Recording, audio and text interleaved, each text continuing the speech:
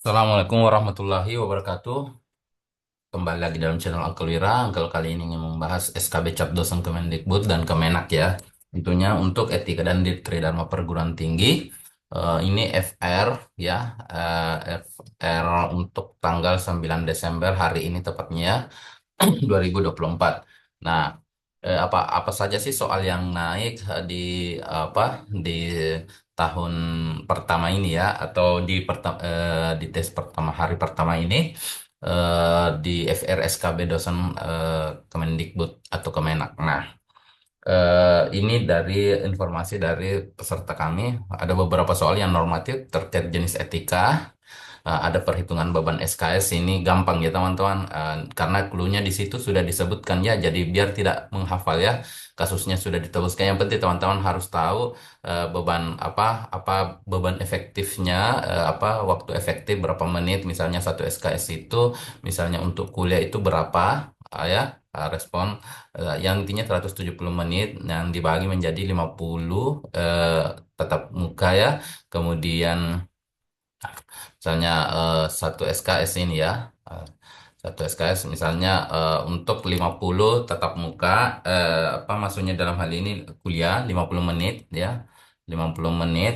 Kemudian 60 menit itu untuk eh, apa eh, misalnya penugasan terstruktur ya, terstruktur.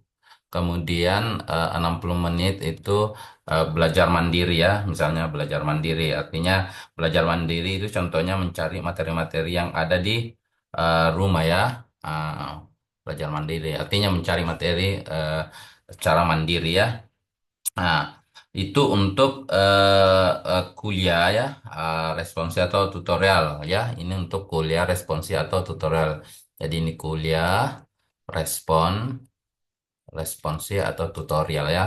Tetapi kalau misalnya dia praktikum, berarti ini totalnya 170 menit ya.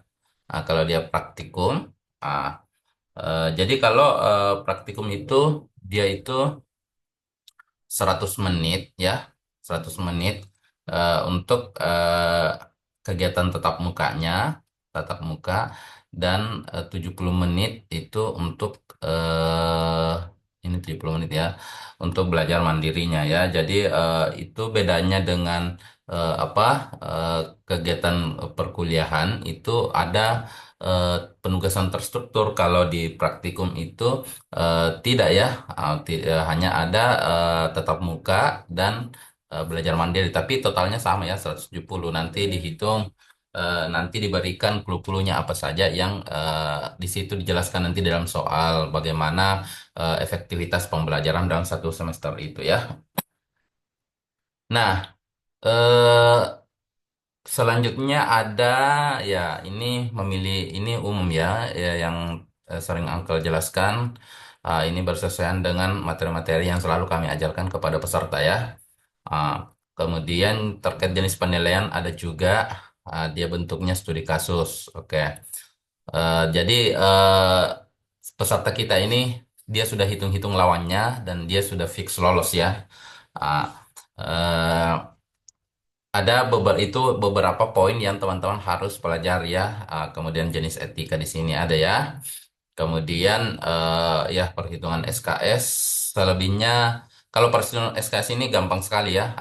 Tinggal asal pintar menghitung, cepat menghitungnya pasti dapat ya. Karena clue-nya katanya sudah disebutkan semua di dalam soal. Jadi tidak mesti menghafal. Cukup materi ini yang harus dipahami, ditahu ya. Yang penting tahu ini, tidak mesti menghafal bagaimana mekanismenya ya. Selebihnya sama yang seperti diajarkan ya, misalnya judul penelitian, judul pengabdian, dan bukan hanya judul ya, rumusan masalah dan metodologi ya, tentunya begitu. Teman-teman bisa melakukan pembelian materi kepada kami dan menghubungi admin yang ada di deskripsi ya. Namun sebelum angka lanjut ke dalam jenis soalnya, teman-teman bisa subscribe channel ini, like, share, and comment, serta nyalakan lonceng notifikasinya agar teman-teman senantiasa memperoleh informasi dari Angkel Wira. Oke, lanjut saja. Kita lihat soalnya. Salah satu soal yang menunjukkan bentuk FR, soal yang ada naik di tanggal 9 ini ya, adalah ini. Seorang dosen mampu mata kuliah X untuk diajarkan kepada kelas A semester 3. Untuk memaksimalkan hasil proses pembelajaran, di pertemuan kelima ia memberikan tes tertulis dan angket masalah belajar mahasiswa. Hal ini dilakukan guna memperkuat kualitas pembelajaran dan pencapaian kompetensi mahasiswa. Yang dilakukan dosen tersebut merupakan bentuk A. Penilaian diagnostik, yakni melakukan langkah preventif untuk membantu mahasiswa dalam mengatasi hambatan dan masalah yang dialami dalam proses pembelajaran. B. Penilaian placement dengan menghasilkan data yang dijadikan dasar untuk menempatkan mahasiswa berdasarkan kemampuan awalnya. C. Penilaian placement yakni melakukan langkah preventif untuk membantu mahasiswa mengatasi hambatan dan masalah yang dialami dalam proses pembelajaran. D. Penilaian sumatif mengetahui kompetensi yang dimiliki mahasiswa setelah menyelesaikan satu pembelajaran atau satu semester atau satu tahun pembelajaran.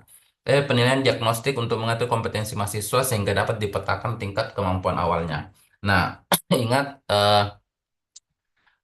kita lihat kasusnya dulu. Kasusnya itu adalah memaksimalkan hasil pembelajaran, maka di pertemuan kelima diberikan tes tertulis dan angket masalah belajar mahasiswa. Berarti dia ingin tahu apa sih masalah belajarnya. Tetapi ini sudah di pertemuan kelima ya. Ah, hal ini dilakukan guna memperkuat kualitas pembelajaran dan pencapaian kompetensi. Berarti tujuannya itu supaya untuk meningkatkan kompetensi mahasiswa ya. Ah, sehingga akan ditahu masalahnya apa. Oke, oleh karena itu pasti tes sumatif ini saya silang ya. Coba kita lihat yang lain. Eh, Penilaian diagnostik yaitu melakukan langkah preventif dan membantu mahasiswa dalam mengatasi hambatan dan masalah yang dialami dalam proses Oke, kita simpan ya. Tes placement untuk menghasilkan data yang dijadikan dasar untuk menempatkan mahasiswa berdasarkan kemampuan awal. Nah, di di perguruan tinggi itu tidak ada lagi penempatan-penempatan untuk kelompok kemampuan tertentu. Berarti ini saya silang ya. Penilaian placement yang melakukan langkah preventif dan membantu mahasiswa ini bukan secara definisi ini maksud ini bukan ya berbeda ya. Placement itu sebenarnya ini maksudnya dan yang ini adalah penilaian diagnostik yang dia maksud ya berarti ini salah. Dia itu sudah salah berarti antara A dan E. Penilaian diagnosis untuk mengetahui kompetensi mahasiswa sehingga dapat dipetakan tingkat kemampuan awalnya. Nah, sebenarnya kedua A dan E ini adalah bisa ditahu ya apa kedua-duanya memenuhi. Tetapi di sini sudah ada di pertemuan kelima ya. Di pertemuan kelima. Nah, jadi diagnostik itu bukan hanya dilakukan di pertemuan awal ya. Kalau kita merasa di pertemuan sudah baik-baik saja sampai di pertemuan keempat ada masalah, maka boleh di pertemuan kelima kita melakukan dulu diagnostik ya. Begitu. Diagnostik itu, penilaian diagnostik itu boleh dilakukan dengan pertama eh, studi hasil belajar, boleh melalui tes, salah satunya. Kemudian mengetahui latar belakang. Kemudian yang ketiga masalah belajar apa yang dialami oleh mahasiswa. Jadi cuman biasa tes diagnostik itu untuk dosen yang baru dan baru kali pertama menghadapi mahasiswa yang baru pertama kali diajar, belum pernah diajar di semester sebelumnya itu biasanya tidak langsung memberikan tes diagnostik dulu ya karena kenapa eh, kita harus masalah belajar itu hanya bisa dilihat dulu kalau terjadi di dalam proses pembelajaran dulu ya jadi biasanya di pertemuan ketiga atau keempat. Nah, dan diagnostik itu tapi boleh saja juga dilakukan di hari pertama untuk memetakan kemampuan awalnya ya, tapi di sini karena soalnya sudah di kemampuan kelima berarti ini saya tidak pilih sebagai pilihan yang tepat. Berarti penilaian diagnostik yang A ya, gitu. Jadi begitu cara analisisnya teman-teman ya. Selanjutnya di soal nomor 2 soal etika dan tridharma ya. Pak Tono seorang dosen di perguruan tinggi X suatu ketika ia melaksanakan kegiatan pengabdian di sebuah desa yang terpencil. Desa itu mayoritas penduduknya beragama Kristen, namun demikian ada juga yang beragama Islam dan Hindu. Di saat ia memberikan penyuluhan, azan di masjid berbunyi yang menandakan masuknya waktu sholat bagi umat Islam. Pak Tono menghentikan pembicaranya hingga azan selesai berkumandang. Kode etik yang dilakukan Pak Tono adalah jadi Pak Tono ini menghargai agama lain ya di sini. Eh, Kemudian karena dia berhenti berbicara di saat penyuluhan di saat azan berkumandang meskipun di daerah desa tersebut mayoritas beragama Nasrani ya. Ah, jadi Pak Tono ini menjalankan satu kode etik. di dalam profesi dosennya. Kode etik yang dijalankan Pak Tono itu apa? A. Kode etik beragama. B. Kode etik penelitian dan pengabdian. C. Kode etik sebagai warga negara. D. Kode etik dalam bermasyarakat. Dan E. Kode etik dalam mendidik dan mengajar. Nah, eh, ini bisa semua masuk ya, kecuali mungkin ini B, kode etik dalam penelitian dan pengabdian itu, karena ini yang kasus meskipun pengabdian yang dilaksanakan oleh Pak Tono, tetapi masalahnya itu tidak terkait masalah penelitian dan pengabdian, berarti B ini kita silang ya. Nah, oke. Jadi perhatikan teman-teman, di dalam ada 9 kode etik yang mesti dipahami oleh seorang dosen, jenis kode etik yang harus dipahami oleh seorang dosennya. Tapi di dalam 9 itu tidak ada istilah kode etik beragama, ya. Yang ada kode etik warga negara, kode etik dalam bermasyarakat, kode etik mendidik dan mengabdi. Nah, kasusnya di dalam adalah toleransi.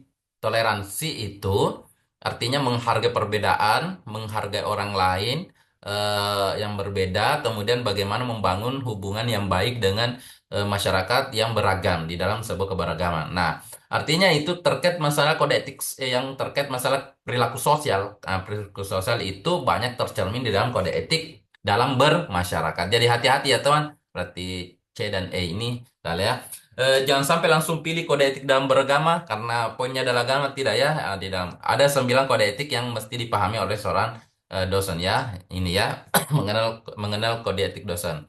Jadi ada kode etik penelitian dan pengabdian, ada kode etik mendidik dan mengajar, kode etik pengajaran ya, kode etik publikasi, kode etik terhadap diri sendiri, kode etik sesama dosen, kode etik terhadap mahasiswa, kode etik dalam berorganisasi, kode etik dalam bermasyarakat, dan kode etik sebagai warga negara. Jadi tidak ada kode etik dalam beragama ya, karena di agama itu adalah persoalan yang private. Private itu artinya itu bergantung dari privasi seseorang masing-masing, sehingga dia tidak boleh dijadikan sebagai standar umum di dalam eh, berperilaku di dalam menentukan hubungan antar manusia ya.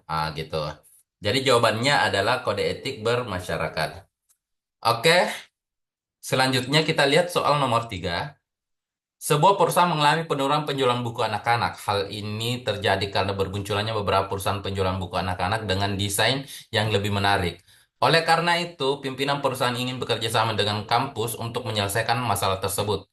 Jika Anda diutus oleh kampus untuk meneliti hal tersebut, penelitian apa yang relevan untuk mengatasi masalah perusahaan tersebut?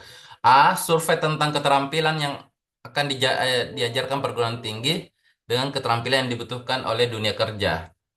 Ya, ini tidak sesuai ya. Ah, B. Eksperimen untuk menguji pengaruh desain gambar buku anak terhadap minat baca anak-anak. Jadi eksperimen gambar buku anak-anak terhadap minat baca anak-anak ya. Oke. Oke, kita simpan. C. Studi komparatif antara buku bergambar dan yang tidak bergambar terhadap minat baca anak-anak. Oke, kita simpan ya, masih cocok ya. D. Kajian longitudinal untuk mengenai pengaruh gambar buku anak-anak terhadap kemampuan membaca dan memahami narasi. Jadi, eh, sebenarnya masalahnya bukan tentang bagaimana meningkatkan kemampuan baca ya. Bukan itu ya, tetapi masalahnya adalah penjualan yang laris. Itu menurun ya, penjualan menurun ya. Karena banyaknya buku yang bermunculan terhadap penjualan apa buku-buku dengan gambar desain yang menarik. Oke, kita sama. Analisis kualitatif terhadap desain gambar buku anak berdasarkan wawancara dengan masyarakat yang memiliki anak. Oke, pertama coba kita bandingkan antara ini juga bisa ya. B, C, dan E. B. Eksperimen untuk menguji pengaruh desain buku anak terhadap minat baca anak.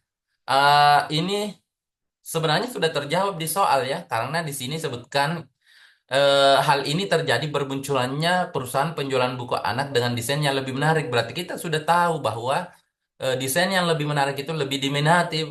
Jadi itu tidak perlu diuji, ya, gitu.